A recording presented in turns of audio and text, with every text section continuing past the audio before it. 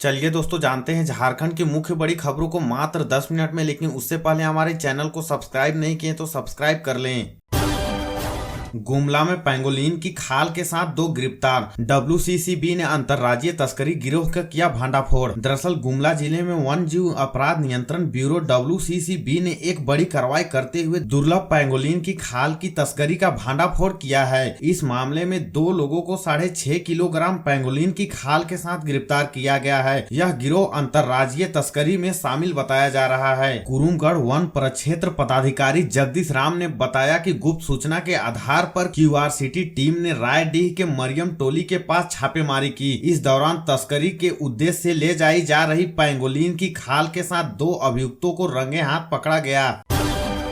Jharkhand cabinet की बैठक, 39 प्रस्तावों पर लगी मोहर। पेशा नियमावली को मिली मंजूरी। मोटर यान निरीक्षक के 21 पदों की सृजन की स्वीकृति। दरअसल राज्य मंत्री परिषद की बैठक मुख्यमंत्री हेमंत सोरेन की अध्यक्षता में मंगलवार को हुई। यह 39 प्रस्तावों पर कैबिनेट ने अपनी सहमति दी। इसमें पेशा नियमावली को मंजूरी दी गई। पेशा नियमावली लागू होने से ग्रामीण क्षेत्रों में पारंपरिक स्वशासन व्यवस्था को मजबूती मिलेगी और विशेष रूप से महिलाओं के सशक्तिकरण को बढ़ावा मिलेगा।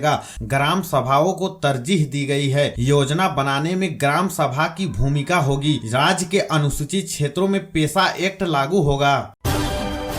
अगली खबर मौसम से है। शीतलहर और कुहासे से कांप रहा पूरा झारखंड। रांची का पारा 5.4 डिग्री सेल्सियस पहुंचा। Visibility 600 metre. 20 जिलों में येलो अलर्ट। दरअसल राजधानी रांची सहित पूरा झारखंड इन दिनों शीतलहर की चपेट में है। सुबह सुबह पूरा प्रदेश घने कोहरे की चादर ओढ़े नजर आ रहा है। न्यूनतम तापमान में लगातार गिरावट आ रही है। आलम यह है कि राजधानी रांची का न्यूनतम तापमान 5.4 डिग्री सेल्सियस पहुंच चुका है। मौसम विभाग ने आज रांची, खूंटी, गुमला, सिमडेगा, पश्चिमी सिंहभूम, बोकारो, धनबाद, सरायकेला, पूर्वी सिंहभूम, जामताड़ा, देवघर, गिरिडीह में शीतलहर का येलो अलर्ट जारी किया है।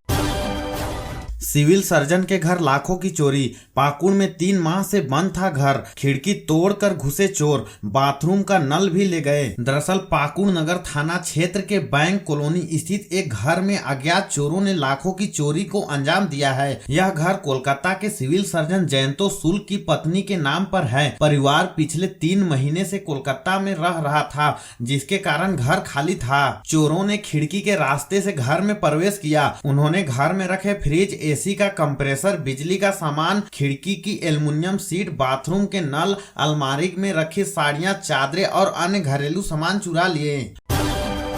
कोडरमा में ट्रेन पकड़ने के दौरान लिपिक की मौत। ट्रेन पकड़ने के लिए लगाया दौड़। हृदय गति रुकने से गई जान। पत्नी से मिलने जा रहे थे गयाजी। दरअसल कोडरमा जंक्शन पर मरकच्चो प्रखंड कार्यालय के एक लिपिक की अचानक तबियत बिगड़ने से मौत हो गई। मृतक की पहचान नवादा बिहार निवासी 49 वर्षीय पंकज कुमार के रूप में हुई है। वह गयाजी अपनी पत्नी से मिलने जा रहे थे।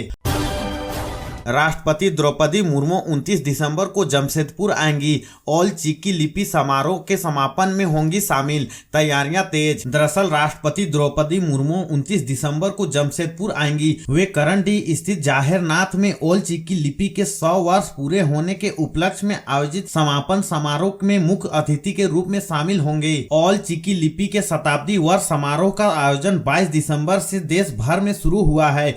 इसका समापन जमशेदपुर में होगा, जहां राष्ट्रपति द्रौपदी मुर्मू समारोह को संबोधित करेंगी और कई लोगों को सम्मानित भी करेगी।